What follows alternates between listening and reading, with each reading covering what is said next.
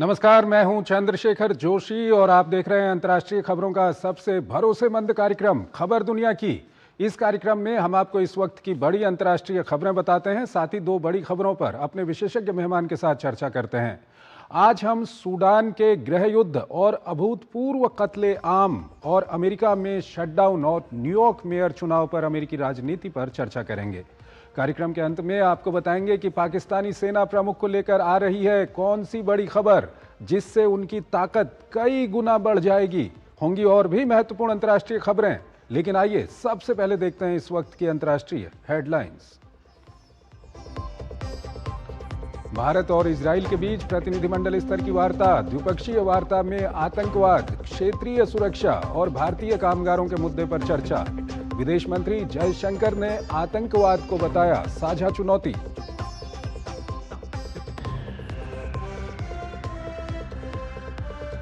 Sudan में संघर्ष विराम के लिए सेना समर्थित सुरक्षा और रक्षा परिषद की अमेरिकी प्रस्ताव पर चर्चा।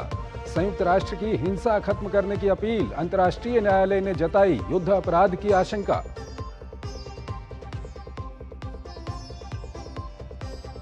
न्यूयॉर्क में मेयर पद के लिए मतदान। सर्वे में भारतीय मूल के डेमोक्रेटिक उम्मीदवार जोहरान ममदानी आगे।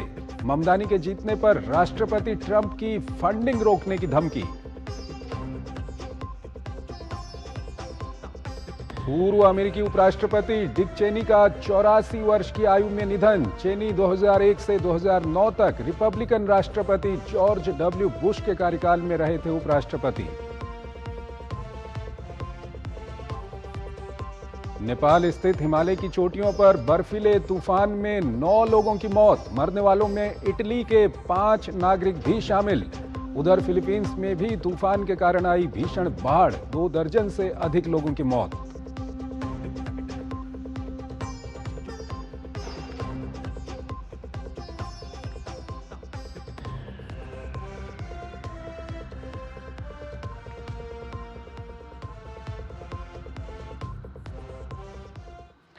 और आइए आपको पहली बड़ी खबर की ओर लिए चलते हैं। गृह युद्ध से ग्रसित एक देश के एक शहर पर जब सैटेलाइट फोकस किए गए तो अंतर्राष्ट्रीय जगत की रूह कांप गई। शहर में जगह जगह लाशें बिछी हुई हैं, सड़कों पर खून के थक्के दिखाई दे रहे हैं। हम बात कर रहे हैं सूडान के अल-फाशर की। इसे हाल ही में सूडानी अर्धसैनिक बल आरएसएफ ने सूडानी सेना से अपने कब्जे में लिया है। इन दोनों की लड़ाई में पूरा सूडान जल रहा है।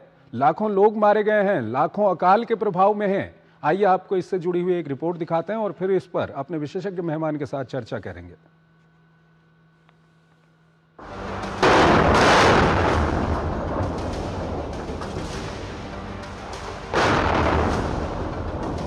दो वर्दीधारी जिगरी दोस्तों की दोस्ती जब दुश्मनी में बदली तो अफ्रीकी देश सूडान का पूरा चेहरा ही बदल दिया। दो जनरलों की सत्ता की महत्वाकांक्षा ने समूचे देश को नरसंहार, जातीय हिंसा, विस्थापन के ना खत्म होने वाले दलदल में झोंक दिया। पिछले हफ्ते जनरलों के एक गुट आरएसएफ ने भारी खून खराबे और तबाही के एवज में दारफूर क्षेत्र के अल-फाशर शहर पर नियंत्रण हासिल कर लिया। लेकिन जब सूडान की प्रमुख नील नदी नरसंहार के सबूत बहाते बाहर निकली तो दुनिया स्तब्ध रह गई। अल-फाशर की सैटेलाइट तस्वीरों में इधर उधर बिखरी लाशें और जमीन पर फैले खून के थक्कों ने अंतर्राष्ट्रीय समुदाय के होश उड़ा दिए। पिछले दिनों अर्धसैनिक बल रैपिड सपोर्ट फोर्सेज ने सेना के आखिरी गढ़ अल-फाशर पर कब्जा कर लिया था। संयुक्त राष्ट्र मानवाधिकार कार्यालय के अनुसार आरएसएफ के कब्जे के दौरान पुरुषों को महिलाओं और बच्चों से अलग कर गोलियों से भून दिया गया। लोगों को सुरक्षित स्थान पर पहुंचने से रोका जा रहा है। हालांकि आरएसएफ ने इन आरोपों से इनकार किया है। दबाव बढ़ा तो अबू लुलू समेत कई लोगों को गिरफ्तार भी किया। करीब 65,000 लोग शहर छोड़ चुके हैं, लेकिन दसियों हजार अब भी फंसे हुए हैं। भोजन, दवा और पानी सबकी भारी किल्लत है। अंतर्राष्ट्रीय न्यायालय ने भी युद्ध अपराध का संदेह जताया है। आईसीसी को सामूहिक हत्या, बलात्कार और अन्य अपराधों की रिपोर्ट प्राप्त हुई है। सोमवार को अंतर्राष्ट्रीय एजेंसी आईपीसी ने अल-फाशर और काडूगली में अकाल का पता चलने की जानकारी दी है। आईपीसी के मुताबिक दारफूर और कोर्डोफन में सितंबर से ही 3,75,000 लोग अकाल की स्थिति में रह रहे थे।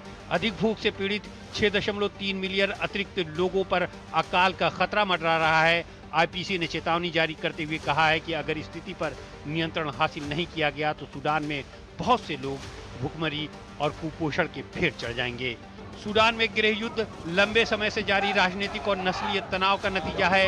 इस युद्ध के दो किरदार हैं, सेना प्रमुख अब्देल फतेह अल बुरहान और अर्धसैनिक बल आरएसएफ के मुखिया मोहम्मद हमदान दगालो। 2019 में व्यापक प्रदर्शन के बाद पूर्व राष्ट्रपति उमर अल बशीर को सत्ता से बेदखल करने में इन दोनों की बड़ी भूमिका रही। सेना ने लोकतंत्र का वादा करते हुए नियंत्रण अपने हाथ में ले लिया। वक्त के साथ दोनों जनरलों के बीच तनाव बढ़ता गया। बुरहान आरएसएफ का सेना में विलय चाहते थे, लेकिन दगालो तैयार तो थे लेकिन समय मांग रहे थे। सेना प्रमुख को जल्दी थी। फिर अप्रैल 2023 में आरएसएफ ने अचानक राजधानी खार्तूम पर कब्जे की कोशिश की। तब से सूडान लगातार गृह युद्ध में चल रहा है। सेना को मिस्र, तुर्की और ईरान का समर्थन प्राप्त है, जिसका उत्तरीय क्षेत्र और लाल सागर तट के अधिकांश हिस्से पर कब्जा है। आईएसएफ को यूएई और लीबिया का समर्थन प्राप्त है। पश्चिमी और मध्य सूडान में लगभग पूरे दारफूर और कॉर्डोफन पर नियंत्रण हासिल है। और आइए इस खबर पर बात करने के लिए हमारे साथ जुड़ रहे हैं अमृत लुगुन, फॉर्मर सीनियर डिप्लोमेट हैं, विदेशी मामलों के जानकार हैं और खासकर सूडान को लेकर के काफ़ी अच्छा उनका अनुभव है। लुगुन साहब, बहुत बहुत स्वागत है आपका हमारे इस कार्यक्रम में। लुगुन साहब, पहला सवाल, क्योंकि वहाँ पर स्थिति क्या है ये हमने अपनी रिपोर्ट के जरिए दिखा दिया है। पहला सवाल हमारे दर्शक जानना चाहेंगे कि ये अरब देशों का क्या कुछ इंटरेस्ट है और अरब देशों के कारण वहाँ पर ये स्थिति कैसे बनी हुई है? जी, जैसे कि आपके रिपोर्ट में भी हल्का सा जिक्र हुआ कि जो आरएसएफ है, जो कि पहले जंजावीद कहलाती थी, जब राष्ट्रपति बशीर जो बहुत समय तक रहे, और उस समय से जो उनके रहते हुए ये जो जंग है, जो कि जंजावीद जो बाद में आरएसएफ बना, जो कि एक तरह से वो जो पशुपालन में लगे हुए रहते थे, और जो बाकी लोग थे जो कि स्थायी रूप से दारफुर में बशिंदे थे, तो जनसंख्या बढ़त होने की वजह से उनके बीच में झड़प होता था। और जो स्थायी जनसंख्या लोग थे वो जो है कि बशीर के समय वो एक बार प्रदर्शन वगैरह किए, तो ये जंजावीद को उनके खिलाफ लगाया गया था। तो तब से जो है ये काफ़ी खूंखार चले हुए थे, और उसी समय आईसीसी ने इसी बल पर कि जेनोसाइड हुआ है करके, जो उस समय के राष्ट्रपति, ये बहुत कम है कि जो राष्ट्रपति रहते हुए उनको ये दोषी ठहराया गया था बशीर को। और बाद में यही आरएसएफ जो है बाद में ये सूडान सेना के साथ मिल करके वो इन्होंने जो सिविलियन प्रेसिडेंट बशीर को पहले हटाया, और फिर जो सिविलियन गवर्नमेंट आई थी जो यूएन की मदद से बनी थी, उनको भी इन्होंने दखल अंदाज किया। और जैसे रिपोर्ट में कहा गया कि दोनों जो है कि मिल करके जो आरएसएफ को सेना में विलय हो जाना चाहिए था, और दोनों के बीच में वहीं से डिफरेंस शुरू हो गया कि वो जो बुरहान जी थे वो थोड़ा लंबा समय वो जल्दी चाहते थे, और आरएसएफ वो जल्दी चाहते थे और आरएसएफ लंबा समय चाहते थे। तो उसकी वजह हुई कि वो अपना कंट्रोल रखना चाहते थे। अब इसमें जैसे कि यूएई जो है, और जिनका कि लीबिया का नाम लिया गया, क्योंकि दारफूर लीबिया से बॉर्डर भी करता है, और उधर लीबिया में भी कि क्या भी गृह युद्ध का असर यहाँ पड़ रहा है। जो पूर्वी लीबिया का जो क्षेत्र है, जिसमें जनरल हफ्तार जो है कि पावरफुल है, और वहाँ भी उनको ये यूएई और इजिप्ट का समर्थन है। तो वहाँ पर भी आरएसएफ के लड़ाकू वहाँ जाते हैं उनको हेल्प करने के लिए।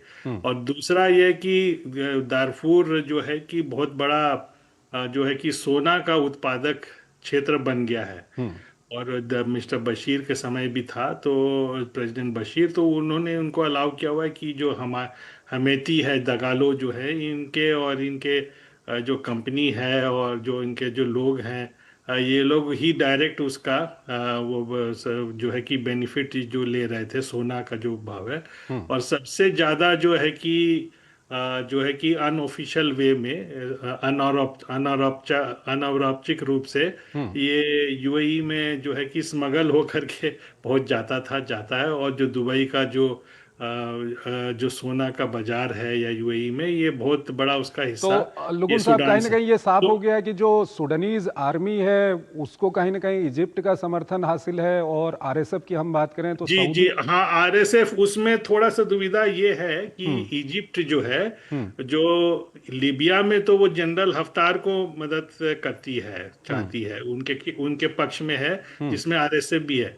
लेकिन जब सूडान आता है तो हम्म। हमें इस तरह से भी देखना होगा कि जो सूडान आर्मी है वो मुख्य तरह से जो नील नदी है उसके घाटी के लोग जो है कि ठीक है। वो लुगुन सेना को साहब, डोमिनेट लुगुन करते साहब, हैं, क्योंकि और वक्त कम आरएसएफ है, दारफुर। वक्त कम है, आपने बहुत अच्छे से बताया कि सुडानीज आर्मी जो है इजिप्ट कहीं ना कहीं उसका समर्थन करता है, यूएई और सऊदी हाँ, तो जैसे जो सुडानीज देश हैं आर्मी जो है वो यूएई आरएसएफ का का समर्थन। समर्थन करते हैं। अब सवाल यह है कि इस सबके बीच जो हालात बने हुए हैं, इन हालातों को कैसे संभाला जाए, क्योंकि ये दुनिया का सबसे बड़ा, ये वहां पर जो ह्यूमैनिटेरियन क्राइसिस है सबसे बड़ा क्राइसिस है, लेकिन अंतर्राष्ट्रीय समुदाय का ध्यान ज्यादा इस ओर जा नहीं रहा। हाँ, ये बहुत दुर्भाग्य की बात है कि जो अंतर्राष्ट्रीय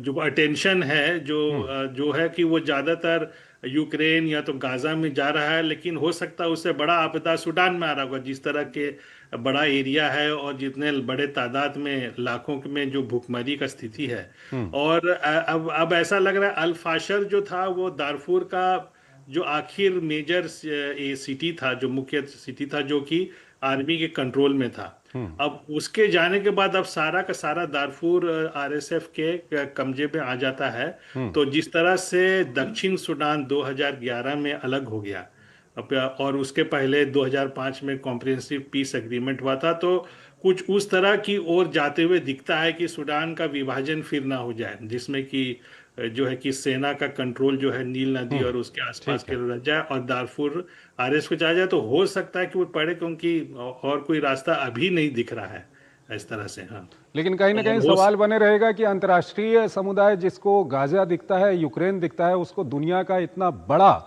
जो ह्यूमैनिटेरियन क्राइसिस है वहां पर ये क्यों नहीं दिखता। लुगुन साहब हमारे साथ बने रहिए, एक और महत्वपूर्ण खबर है उस पर हम आपसे बातचीत करेंगे। हमको एक छोटा सा स्वागत है आपका ब्रेक के बाद। अगली खबर की ओर आपको लिए चलते हैं। एक और अमेरिका में न्यूयॉर्क के मेयर पद के चुनाव को लेकर राजनीति गर्म है, तो दूसरी ओर भारी संख्या में कर्मचारी अपनी ड्यूटियों से नदारद हैं और इसका सीधा असर आम लोगों पर हो रहा है।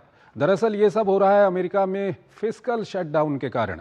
शटडाउन को खत्म कराने के लिए अभी तक ट्रंप प्रशासन डेमोक्रेट्स को नहीं मना पाया है।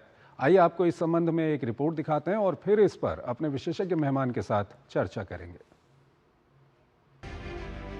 34 दिनों से जारी आर्थिक गतिरोध और विश्व के सबसे ताकतवर शहर न्यूयॉर्क की राजनीतिक हलचल की गूंज सिर्फ अमेरिका ही नहीं, दुनिया के कोने कोने में सुनाई दे रही है। आर्थिक चर्चा इसलिए कि दुनिया के सबसे समृद्ध देश की सरकार पिछले 34 दिनों से अपने कर्मचारियों को वेतन देने के लिए पाई पाई को मुहताज है। पैसा न मिलने की स्थिति में भारी संख्या में कर्मचारी ड्यूटी से नदारद हैं, जिसका खमियाजा आम लोगों को भुगतना पड़ रहा है। त्योहारों के मौसम के चलते विमानन क्षेत्र में अब तक 32 लाख से ज्यादा यात्री प्रभावित हो चुके हैं। या तो उनकी फ्लाइट रद्द हो गई है या निलंबित कर दी गई है। वेतन न मिलने के कारण कई एयर कंट्रोलर्स काम पर नहीं जा रहे हैं या नौकरी छोड़ रहे हैं, जिससे हवाई संचालन बुरी तरह बाधित हुआ है। वहीं न्यूयॉर्क में शटडाउन की तल्खियों के बीच राजनीतिक नोकझोंक चरम पर है। न्यूयॉर्क सिटी के मेयर चुनाव में भारतीय मूल के डेमोक्रेटिक उम्मीदवार जोहरान ममदानी की प्रबल दावेदारी ने पूरी दुनिया का ध्यान अपनी ओर खींचा है। दरअसल उन्होंने खुद को आम लोगों के मुद्दों से जोड़कर उनके नुमाइंदे के तौर पर पेश किया है। जोहरान अपने बेबाक बयानों के लिए सुर्खियों में है। सस्ता आवास, बस और डे केयर मुफ्त करने, रेंट कंट्रोल जैसे मुद्दे उछालकर न्यूयॉर्क वासियों के दिल में उतरने की कोशिश कर रहे हैं। वे जाने माने फिल्मकार मीरा नायर और विद्वान महमूद ममदानी के बेटे हैं। ताज़ा चुनावी सर्वेक्षण में वे 40% मतदान के साथ सबसे आगे चल रहे हैं। ममदानी के सामने दो बड़ी चुनौतियां हैं। एक, न्यूयॉर्क के पूर्व गवर्नर एंड्रयू कुआमो डेमोक्रेटिक पार्टी से हैं, लेकिन निर्दलीय चुनाव लड़ रहे हैं। ममदानी के दूसरे विरोधी रिपब्लिकन उम्मीदवार कर्टिस सिल्वा है। हालांकि राष्ट्रपति डोनाल्ड ट्रंप अपनी पार्टी के उम्मीदवार को छोड़कर निर्दलीय प्रत्याशी कुओमो को समर्थन दे रहे हैं। पूर्व राष्ट्रपति बराक ओबामा भी पार्टी लाइन से हटकर निर्दलीय उम्मीदवार कुओमो के पक्ष में खड़े हैं। कुओमो ममदानी की नीतियों को शहर के बिजनेस को तबाह करने वाला बता रहे हैं, जबकि ममदानी उन्हें ट्रंप की कठपुतली करार दे चुके हैं। राष्ट्रपति ट्रंप ने ममदानी के चुनाव जीतने पर न्यूयॉर्क की फंडिंग कम करने की धमकी दे दी है। न्यूयॉर्क सिटी में रैंकिंग चॉइस वोटिंग सिस्टम लागू है। इसमें वोटर 3 उम्मीदवारों को पसंद के क्रम में वोट कर सकता है। अगर किसी को पहली पसंद में 50% वोट नहीं मिलते तो सबसे कम वोट पाने वाला बाहर हो जाता है और उसके वोट दूसरी पसंद के आधार पर बांटे जाते हैं। ये तब तक चलता है जब तक कोई उम्मीदवार 50% से ज्यादा वोट हासिल नहीं कर लेता। शुरुआती नतीजे 1-2 दिन में आ जाएंगे, लेकिन अंतिम परिणाम आने में हफ्ता लग सकता है। अमृत लुगुन हमारे साथ जुड़े हुए हैं, फॉर्मर सीनियर डिप्लोमेट हैं, विदेशी मामलों के जानकार हैं, उनसे हम बातचीत करेंगे। लुगुन साहब, पहला सवाल तो ये न्यूयॉर्क के मेयर का जो चुनाव चल रहा है उसको लेकर के राजनीति इतनी गर्म है वहां पर कि ट्रंप को धमकी तक देनी पड़ी है, क्या कुछ कहेंगे आप? या इसमें जो है कि विशेष बात यह है कि देखिए, ये जो हमारे जो भारतीय मूल के हैं ममदानी साहब, वो डेमोक्रेट के का जो पार्टी से उनको समर्थन हासिल है। और जो इनके पूर्व राष्ट्रपति जो कि खुद जो है अश्वेत पृष्ठभूमि से आते हैं, यानी कि बराक ओबामा, वो खुद जो है कि वो डेमोक्रेट के रहे और उन्होंने 2 बार राष्ट्रपति जो अलाउड है वो रहे। वो जो है कि इनको समर्थन करने के बजाय कुओमो को सपोर्ट कर रहे हैं, जो कि निर्दलीय उम्मीदवार हैं और पूर्व गवर्नर रहे। और राष्ट्रपति ट्रंप भी जो है कि उनको जो रिपब्लिकन को करना चाहिए था, लेकिन वो भी ना करके कुओमो को कर रहे हैं, क्योंकि उनको उनको लगता है कि वही प्रबल दावेदार हैं।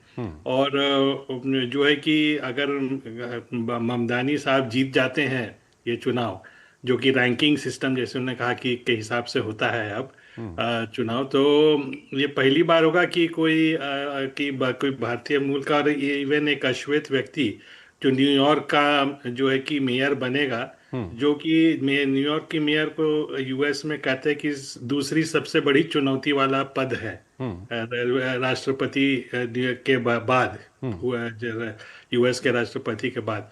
तो वहाँ और न्यूयॉर्क में बहुत ब्लूमबर्ग जैसे मेयर रहे हैं, जो कि बहुत पावरफुल है, जो कि वो इतने बड़े उनके पास धन है कि वो सिर्फ $1 ही सैलरी लेते थे।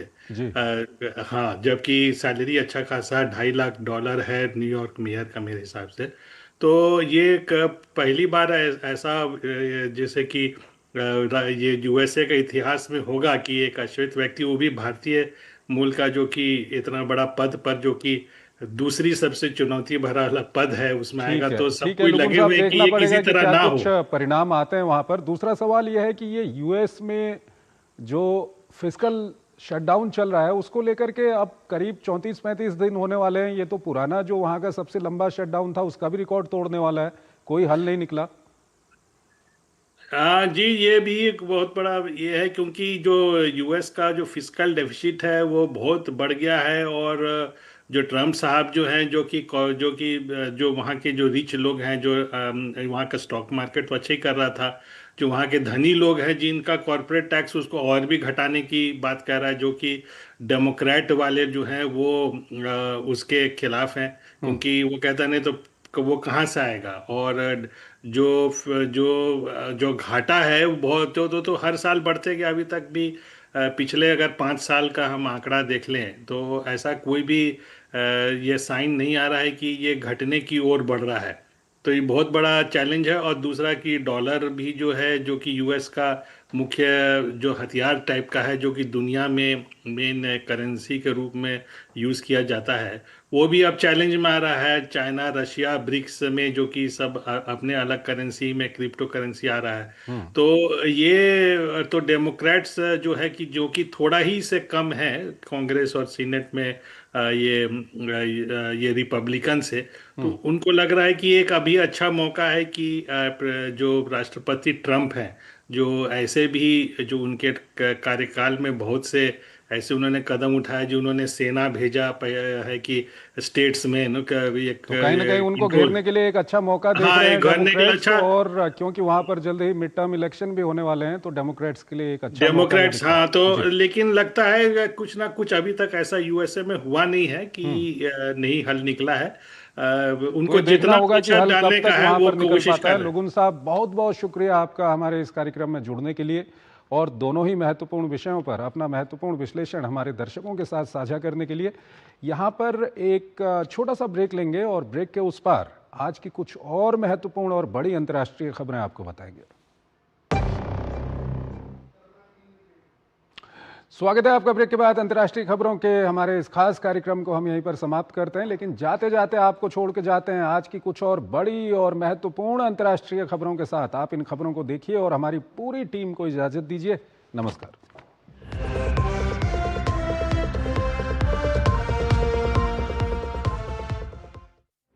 पाकिस्तान सरकार फील्ड मार्शल आसिम मुनीर के कार्यकाल के विस्तार के लिए संविधान संशोधन कर सकती है। मुनीर का इसी महीने के अंत में बतौर आर्मी चीफ रिटायरमेंट है। ये संकेत पीपीपी प्रमुख बिलावल भुट्टो जरदारी के एक ट्वीट के जरिए मिली है।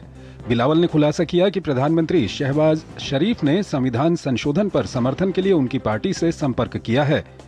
इसमें अनुच्छेद 243 में संशोधन भी शामिल है, जो पाकिस्तानी सशस्त्र बलों की कमान और नियंत्रण से संबंधित है। सरकार ने इस कदम को लेकर गोपनीयता बरती है, लेकिन अनुच्छेद 243 में संशोधन के प्रस्ताव को आसिम मुनीर की स्थिति और शक्ति को सुरक्षित करने के एक कदम के रूप में देखा जा रहा है। भारत और इजराइल के विदेश मंत्रियों के बीच प्रतिनिधिमंडल स्तर की वार्ता के दौरान विदेश मंत्री डॉक्टर एस जयशंकर ने कहा कि द्विपक्षीय वार्ता में आतंकवाद, क्षेत्रीय सुरक्षा और भारतीय कामगारों का मुद्दा अहम है। उन्होंने कहा कि दोनों देशों के सामने आतंकवाद एक साझा चुनौती है और इसके प्रति जीरो टॉलरेंस की वैश्विक नीति अपनाना आवश्यक है। रूस ने दावा किया है कि वो पूर्वी यूक्रेन के सामरिक रूप से महत्वपूर्ण पोक्रोवस्क पर पूरे कब्जे के करीब है और उसने यहां यूक्रेनी सैनिकों को घेर रखा है। वहीं यूक्रेन का कहना है कि उसके सैनिक अभी भी रूस के सामने डटे हुए हैं। इस बीच खबर है कि यूक्रेनी ड्रोन हमले में रूस के भीतर स्थित स्टर्लिटामक पेट्रोकेमिकल संयंत्र को नुकसान पहुंचा है। पेरू ने मैक्सिको के साथ सभी राजनयिक संबंध समाप्त कर दिए हैं। इस तनाव का कारण पेरू में 2022 में तख्तापलट की कोशिश में शामिल आरोपी पूर्व प्रधानमंत्री बेट्सी चावेज को राजधानी लीमा में मैक्सिको दूतावास में शरण देना है। नॉर्थ कोरिया के लंबे समय तक औपचारिक राष्ट्र प्रमुख रहे किम योंग नाम का 97 वर्ष की उम्र में निधन हो गया। किम योंग नाम नॉर्थ कोरिया की सुप्रीम पीपुल्स असेंबली की प्रेसिडियम के अध्यक्ष रहे। पूर्वी नेपाल में 5,630 मीटर ऊंचे यालुंगरी पर्वत के आधार शिविर में हुए हिमस्खलन में 3 इतालवी नागरिकों सहित 7 लोगों की मौत हो गई है। शवों को निकालने के प्रयास जारी हैं। 5 लोगों को बचा लिया गया।